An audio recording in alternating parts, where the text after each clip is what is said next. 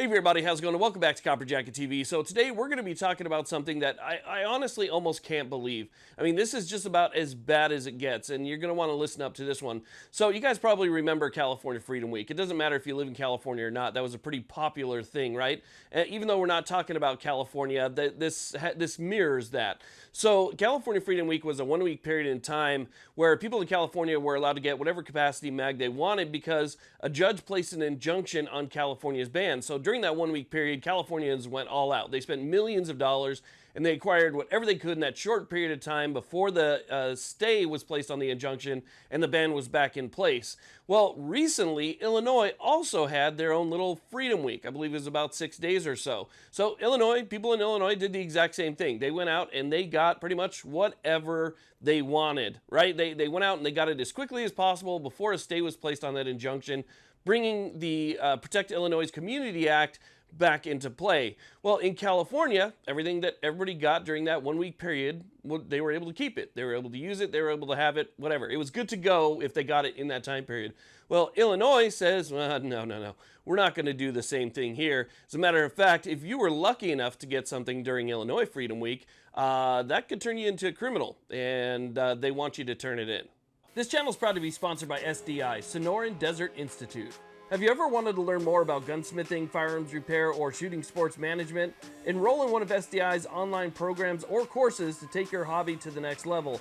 Payment plans and funding options are available, so visit the link below or call 480-999-4767 to learn more. And this video is sponsored by Acre Gold. Acre Gold is an excellent way to get into gold. We all don't have thousands of dollars laying around to buy a couple ounces of gold. So Acre Gold lets you get into gold incrementally. So with their subscription plans, you can sign up for a 1 gram bar, 2.5 gram bar, 5 gram, or 10 gram bar. Now, each time you pay your monthly subscription cost, it goes towards a physical gold bar. And when it reaches that threshold, they send you that physical gold bar to your house so that you can actually have that physical wealth on hand. And Acre Gold is the best way to get in on the gold market. It's definitely something you want to look into. Check out the link below. So let me go and explain what's going on here, because I'm sure there's a lot of people that are fairly concerned, and rightly so. So in the Protect Illinois Communities Act, there's a so-called grandfather clause that says that you could keep anything that's now banned as long as you owned it prior to the enactment of that law, and as long as you registered it between October 31st of 2023 and January 1st of 2024. So between that time period, you still had to register what you had previously owned before the law started. Now in comes the injunction, which basically puts a halt on that law altogether. People rush out and they get everything that they can as fast as they can within that very short window. And so they do that because at the time it's perfectly legal. Well, the problem is that the grandfather clause only applies to things that were previously owned prior to the enactment of the law. Okay, so that means that anything that's acquired after that date, once the stay was placed on that injunction, is now considered to be something that is banned and has to be either forfeited or destroyed or turned back into an FFL, because it no longer falls under the existing grandfather clause now that the law is back in place. So let me go and explain to you exactly how this works. And I had to go to the state of Illinois' Q&A page to find out exactly what's going on here. But basically, when you go to register, if you know, that's the route that you choose to go.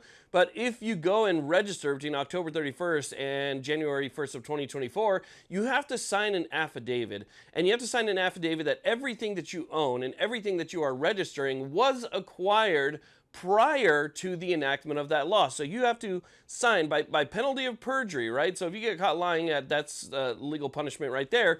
But you have to sign that affidavit saying everything that I have and everything that I'm putting on this piece of paper here was owned before this law took effect.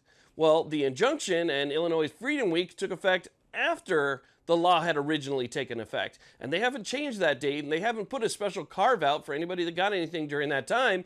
And so basically you're not going to be able to say, I got this before that time, because, well, there's already registration, there's like several day background checks, and, you know, all sorts of stuff that happens in Illinois. So they know exactly what you have, when you got it, and who you got it from. So they know all that information that they can basically cross-reference everything that you're putting on that affidavit. So they'll know that you got it at a time period that wasn't pre-existing the law. And so it is a very sketchy thing because you're going to have to do one of two things. They want you to either, destroy it, turn it in, or whatever, right? You're basically not allowed to have it. Even at this point, as the law currently exists, technically you got it after the law was enacted, and you're not even supposed to have it right now. And so it's a very kind of sketchy and scary situation that they've created in Illinois. And for those people that went out and did all that stuff and did it perfectly legally within the law because the injunction was in place, are now finding themselves potentially in some serious hot water. So I want to make a quick correction here. I noticed in the beginning I was saying that the affidavits would be available on October 31st. It's actually October 1st. Now, I don't support or endorse anything that Illinois is doing here. Everything that they're doing is totally unconstitutional. But I do want to give you guys the correct date. So again, it's not October 31st. It looks like they're saying the affidavits will be available on the 1st. So with that being said, Illinois has a Q&A page, and it has questions and answers to everything that has to do with this specific topic. So I went there to see if they offered any guidance to anybody who may have acquired something during that short Freedom Week period. And there is nothing on there. Nothing's been amended. Nothing's been changed. It basically still says that on your affidavit, you have to sign that you acquired it prior to the law's effective date. Now, apparently, just about the same thing applies to, feeding devices, right?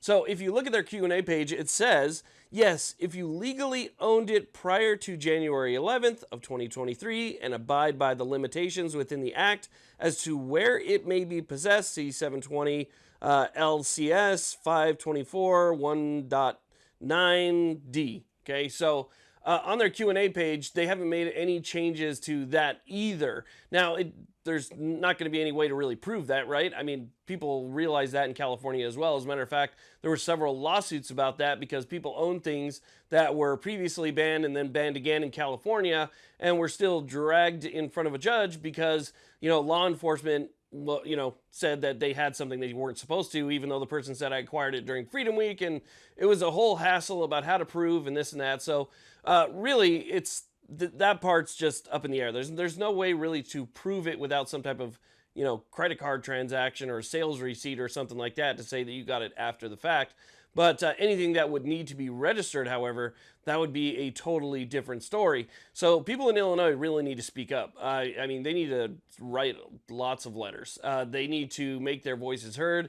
They need to do everything possible that they can in order to affect some change here, because Illinois is not giving you a hair's worth of a break, period. Illinois is making sure that everything is shorn up for them on their side, and everybody else can basically go take a walk. They're just eliminating the Second Amendment in that state altogether. It was already bad in Illinois before this, but this just means that, well, forget it. It's over for people in Illinois. They decided to ignore the Constitution altogether, and they'll just do what they want.